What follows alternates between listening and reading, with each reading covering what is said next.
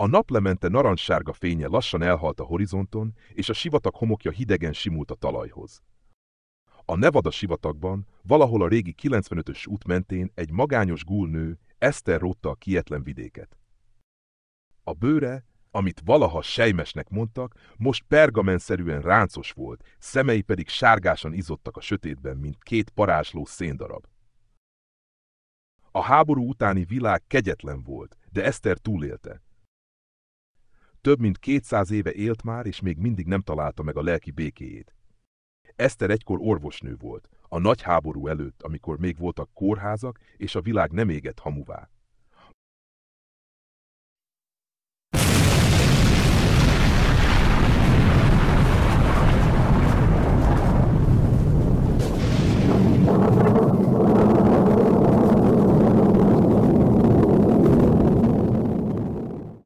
Most azonban csak egy vándor volt. A hátán egy kopott hátizsák, benne néhány stimpak, egy rozsdás 10 mm-es pisztoly és egy üveg Nuka-Cola, amit kincsként őrzött. A Vault-Tec logós sapkája alól kilógó ritkás hajszálakat a szél cibálta, miközben egy elhagyatott benzinkút felé tartott, amit a térképe Red Rocket-ként jelölt. A gúllét nem volt könnyű. Az emberek rettegtek tőle, vagy undorodtak, a legtöbben csak zombinak hívták, és nem egyszer kellett menekülni a fegyveres bandák elől, akik sportot űztek a gúl vadászatból. De Esther nem gyűlölte őket. Megértette a félelmüket. Ő maga is elborzadt, amikor először látta meg a tükörképét a háború utáni években, miután a sugárzás átformálta a testét. Azóta megtanulta, hogy a túléléshez nem elég a test ereje, a léleknek is kitartónak kell lennie. A benzinkút romos épülete előtt megállt, és óvatosan körülnézett. A levegőben por és rothadás szaga keveredett, de valami más is. A távoli tábortüzek füstje. Valaki a közelben volt. Esther elővette a csőre töltött pisztolyát.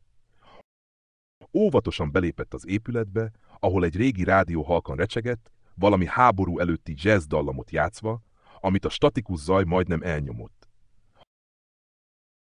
A pult mögött egy holttest hevert, egy fosztogató a ruhái alapján. A fején egy tiszta lövésnyoma volt, a vére már megszáradt. Esther szeme összeszűkült. Valaki járt itt, és nemrég. Mielőtt tovább vizsgálódhatott volna, lépések zaja hallatszott a hátsó raktár felől.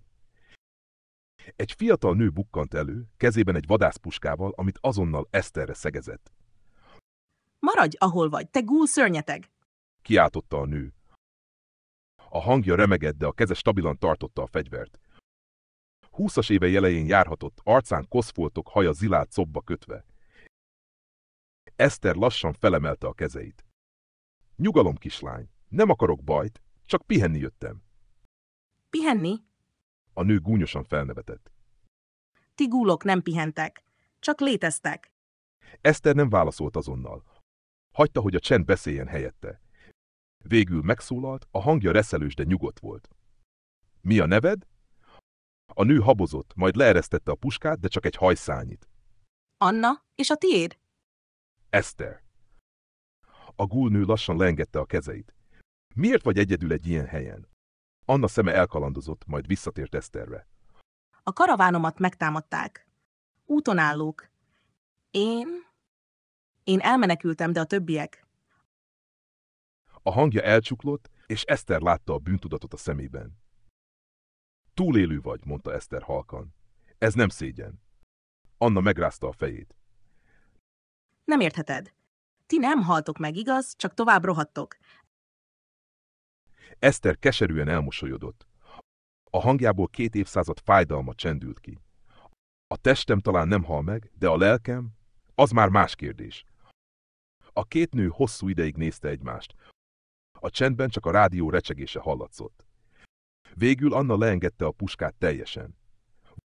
Van nálad valami innivaló? Kérdezte halkan. Esther előhúzta a Nuka-Colát a táskájából, és a nő felé nyújtotta. Ez a legértékesebb dolog, amit ma találsz errefelé. Anna elfogadta az üveget, és óvatosan kortyolt belőle. A szemei elkerekedtek. Ez édes, mint valami csoda. Esther tiszta szívből felnevetett. Talán évekkel ezelőtt nevetett legutóbb. A régi világ íze. Élvezd, amíg tart. Azon az éjszakán a benzinkút romjai között Eszter és Anna együtt töltötték az időt, történeteket mesélve. Anna a karavánjáról beszélt, Eszter pedig a régi világról, a kórházakról, a családról, amit elveszített. A gúlnő lassan megértette, hogy Anna nem csak egy túlélő, hanem valaki, aki még mindig reménykedik, még mindig hisz abban, hogy a világ jobb lehet. Hajnalban, amikor a sivatag újra felmelegedett, Eszter elindult. Anna vele akart tartani, de Eszter megrázta a fejét. A te utad más, kislány. Keress egy közösséget. Élj egy szép életet. Én már csak vándorolok. A két nő búcsúzó megölelte egymást. Ahogy Eszter eltűnt a horizonton, a sivatag csendje körüllelte. Egyedül volt, de a szíve bár sebzett és fáradt, most egy picit könnyebbnek érződött. Talán a világ mégsem teljesen halott, és talán neki is van még célja benne.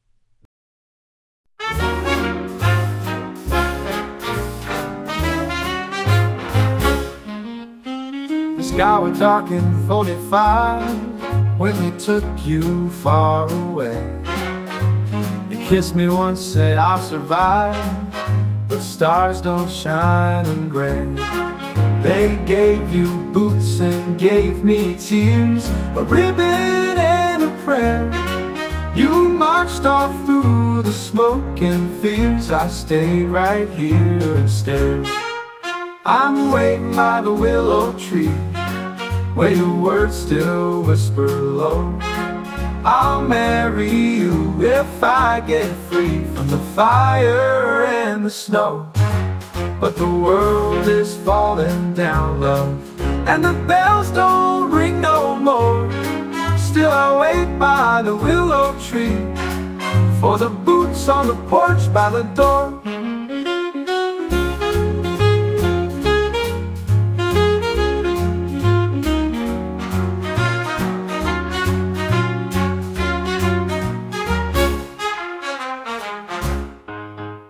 The radio says hold the line, but time won't hold for me.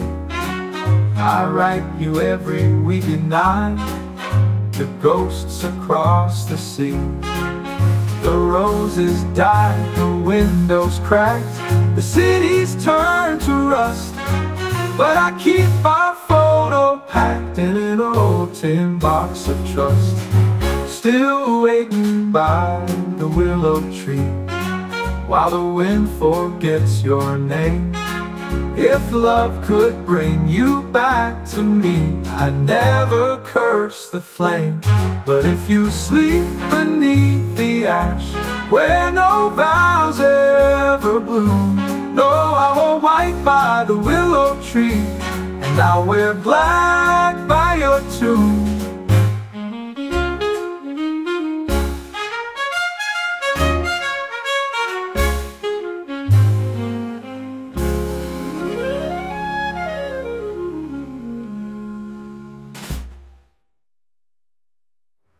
They're waiting by the willow tree, where your words still whisper low.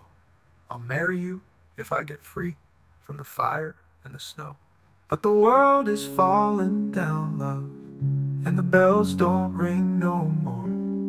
Still I wait by the willow tree for the boots on the porch by the door. The radio says hold the line, but time won't hold for me. I write you every weekend night to ghosts across the sea. The roses died, the windows cracked, the city's turned to rust. But I keep our photo packed in an old tin box of trust. Still waiting by the willow tree, while the wind forgets your name. If love could bring you back to me, I'd never curse the flame. But if you sleep beneath the ash, where no vows ever bloom, no, I'll wear white by the willow tree, and I'll wear black by your tomb.